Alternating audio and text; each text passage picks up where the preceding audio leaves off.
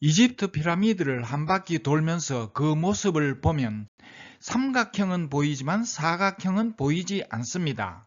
땅 위에서는 사각형을 절대 볼 수 없습니다. 그러나 눈에 보이지 않는 밑바탕은 사각형입니다. 이와 같이 역사적 사실도 역사가들은 땅 위에서 피라미드를 보듯이 반드시 눈에 보이는 것만 기록합니다. 그러나 그리스도인은 땅 밑의 피라미드를 생각하듯이 반드시 눈에 보이지 않는 하나님의 뜻을 생각합니다. 그 역사가들은 하나님의 뜻을 상상조차 할 수 없습니다. 2000년이 지난 지금도 이스라엘 민족이 결코 잊지 못하는 예루살렘 멸망에 대한 역사가의 기록과 그리스도인의 해석을 소개합니다.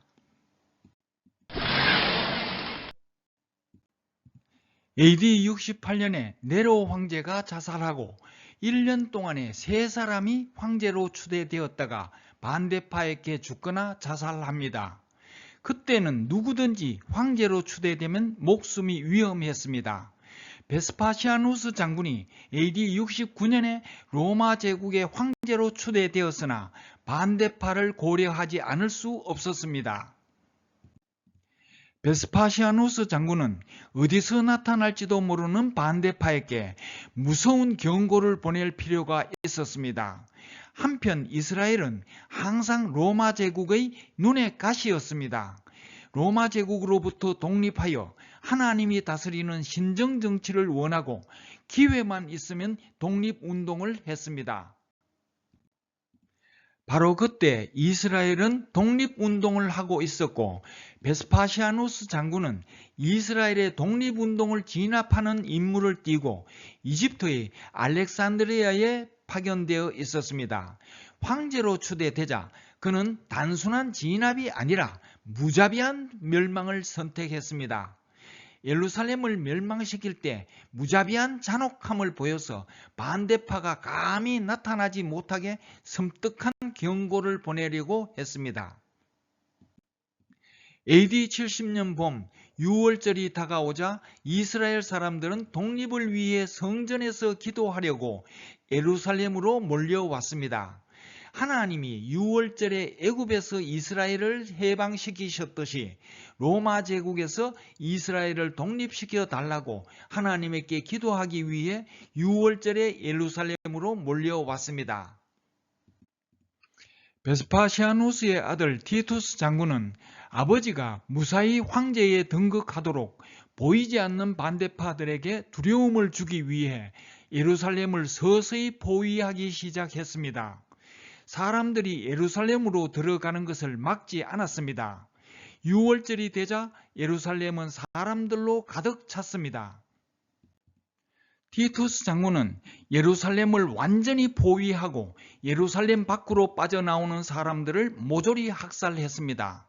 얼마 후 예루살렘 성 안에는 사람들이 굶어 죽기 시작했습니다. 먹을 것을 구하기 위해 강도가 들끓고 심지어 자식을 삶아 먹기도 하는 그야말로 참혹한 아비규환이었습니다. 티투스 장군은 이때 예루살렘에 입성하여 보이는 대로 사람들을 학살했습니다.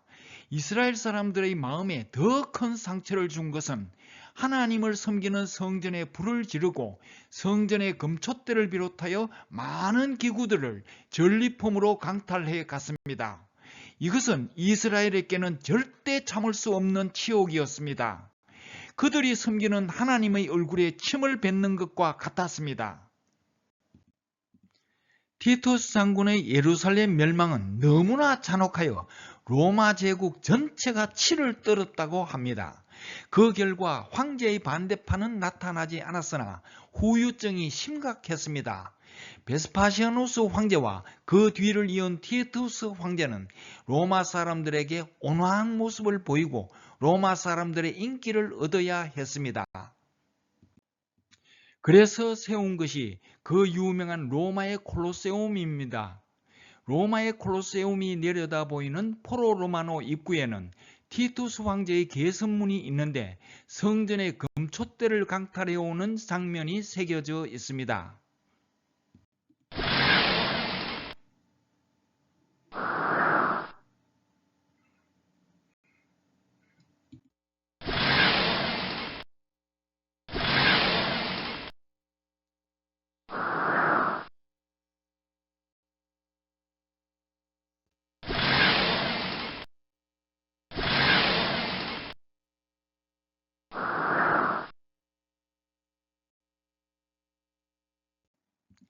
이스라엘은 아직도 예루살렘 멸망을 가슴에 새기고 있습니다.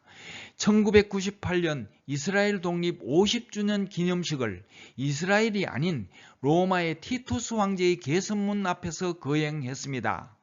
2000년 전 그들의 조상이 당했던 그 잔인함과 하나님의 성전이 짓밟힌 치욕과 분노의 피눈물을 흘리며 그들의 국가 하티크바를 노래했다고 합니다. 이스라엘 사람들은 지금도 로마에 가면 아우슈비츠 감옥에서 입었던 푸른색 줄무늬의 유대인 죄수복을 입고 티투스 황제의 개선문 앞에서 희망이라는 뜻을 가진 이스라엘 국가 하티크바를 부르면서 조상들의 울분과 치욕을 되새깁니다. 2048년 이스라엘 독립 100주년 기념식도 로마의 티투스 황제 개선문 앞에서 거행한다면 아마 감동적일 것입니다.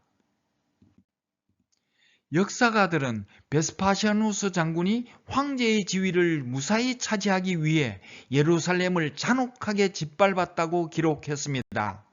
역사가들은 반드시 눈에 보이는 대로 기록하고 그리스도인들은 반드시 눈에 보이지 않는 하나님의 뜻을 생각하며 해석합니다.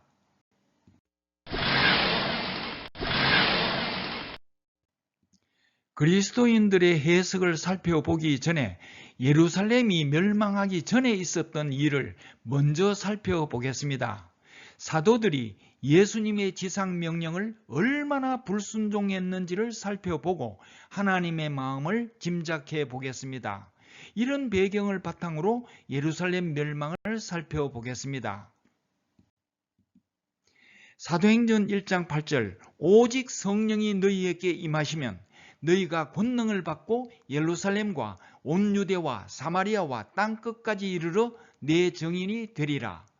예수님은 땅끝까지 흩어져서 복음을 전하라고 하셨으나 사도들은 흩어지지 않았습니다. 사도들이 흩어지지 않으니까 하나님은 강제로 흩어지도록 특단의 조치를 취하셨습니다. 사도행전 7장에서 스데반 집사가 돌에 맞아 죽고 사도행전 8장에서 하나님은 예루살렘에 큰 핍박을 주셨습니다.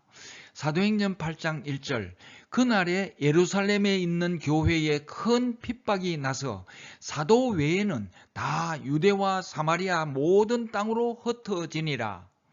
하나님이 큰 핍박을 주셨으나 예수님이 기대하셨던 사도들은 그래도 흩어지지 않았습니다.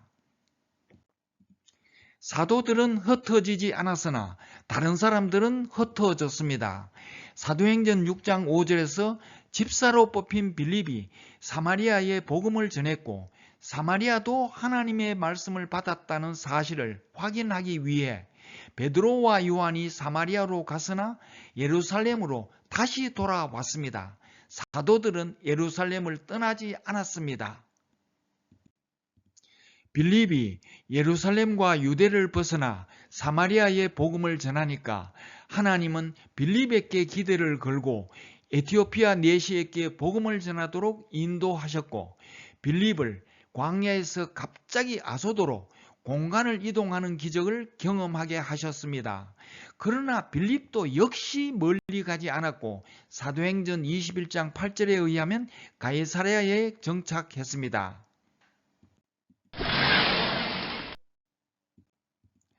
그런데 아프리카 북부 구레네 출신의 몇 사람이 자기 고향과 정반대 방향의 안디옥에 가서 이방인에게 복음을 전했습니다.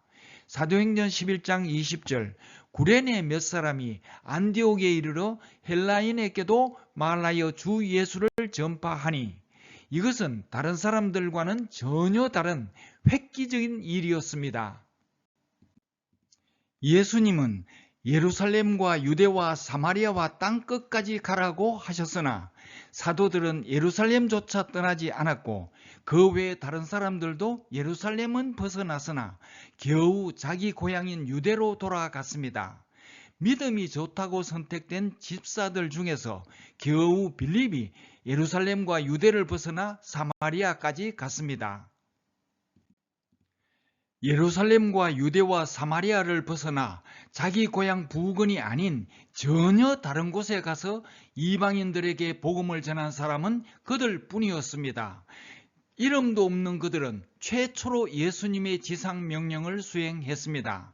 그 후에 일어난 일들을 보면 하나님의 실망과 기쁨이 교차되는 것을 짐작할 수 있습니다. 안디옥에서 헬라인도 복음을 받아들였다는 소식을 듣고 예루살렘에 있던 사도들은 자기들이 직접 가지 않고 안디옥과 가까운 키프로스 섬 출신인 바나바를 안디옥으로 보냈습니다. 그런데 바나바는 자기 고향인 키프로스 섬으로도 가지 않고 다소에 가서 바울을 데리고 안디옥으로 돌아왔습니다.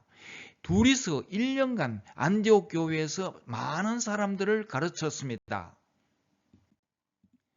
자기 고향과 정반대 방향인 안디옥에서 복음을 전한 그 사람들의 이름은 전해지지 않았으나 하나님은 이들을 매우 기뻐하셔서 이후 기독교의 중심은 예루살렘에서 안디옥으로 바뀌었습니다. 그리고 하나님은 안디옥 교회에서 처음으로 그리스도인이라는 호칭을 주셨습니다. 그들은 그리스도의 이름 없는 위대한 용사였습니다. 하나님은 그들의 이름을 왜 성경에 기록하시지 않았을까요? 아마 하나님이 너무 기뻐하셔서 더욱 큰 상을 주시기 위해 이름을 의도적으로 기록하시지 않았을 것입니다.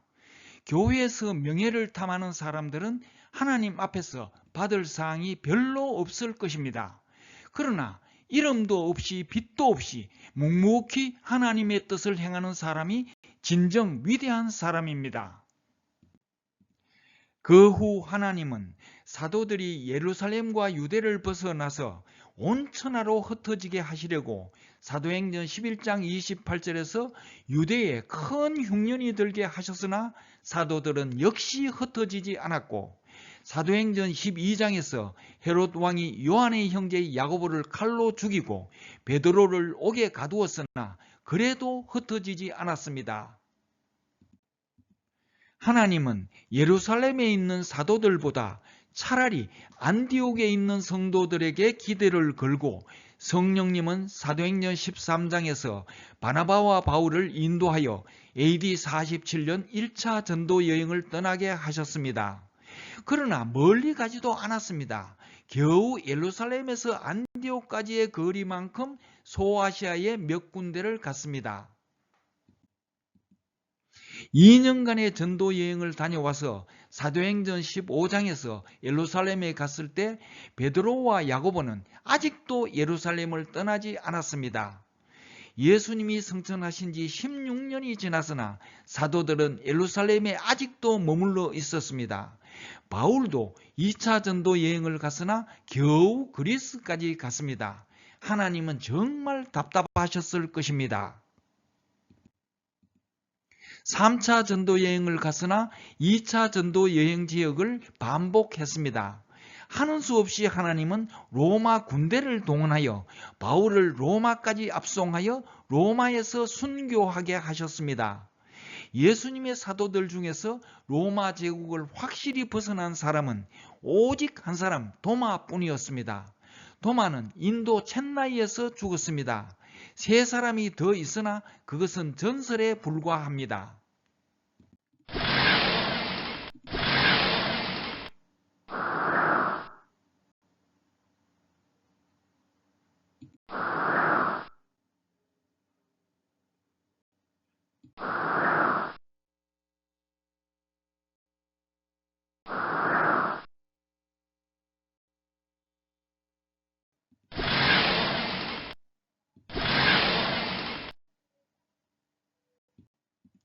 AD 70년 6월절에 수많은 사람들이 예루살렘으로 몰려왔으나 그리스도인들은 예수님의 말씀을 기억했습니다.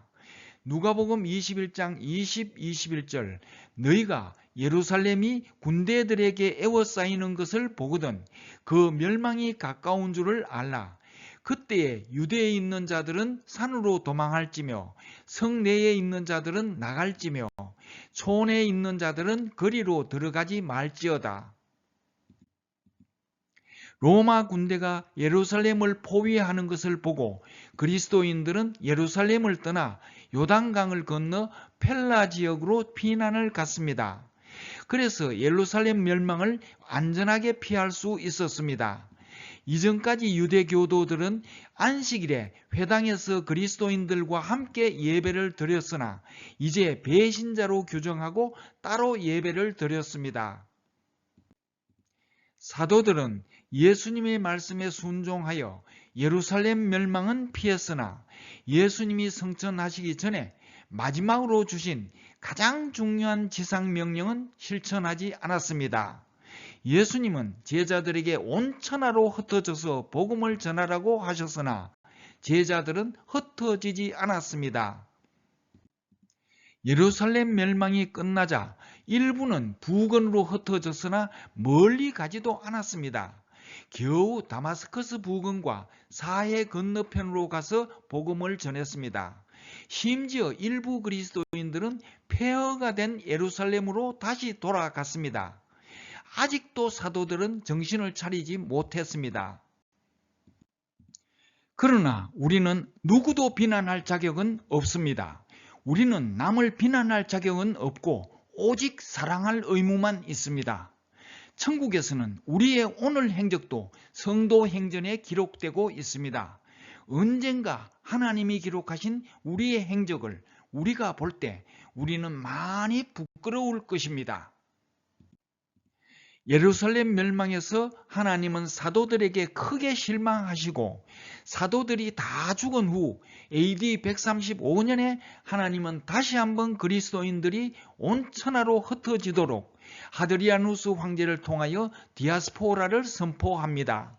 이 사건에 대하여 따로 영상을 준비하겠습니다.